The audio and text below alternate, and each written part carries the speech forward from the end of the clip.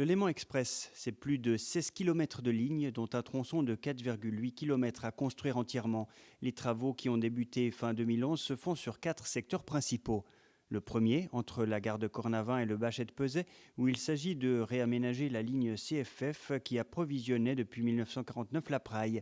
À Cornavin, la voie 1 a été réaménagée.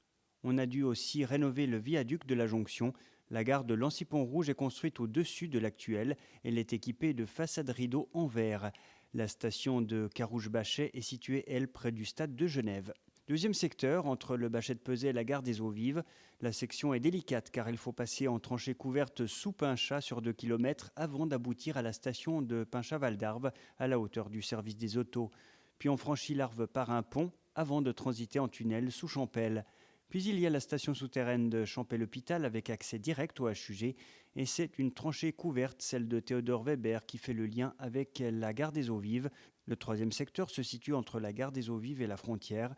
On y aménage une voie verte sur l'ancienne ligne de 1888 afin de la doter d'une ligne de voie en tranchée couverte. Elle aboutit sur la station de Chênebourg qui nécessite de tout refaire, la gare SNCF. Dernier secteur sur territoire français avec le réaménagement de la ligne SNCF à voie unique de 1888. La tranchée couverte suisse sera prolongée jusqu'à la gare d'Annemasse. Celle-ci sera un vrai pôle d'échange français SNCF. La proximité de parking va permettre un transfert modal près des lieux d'accès entre transport public et privé.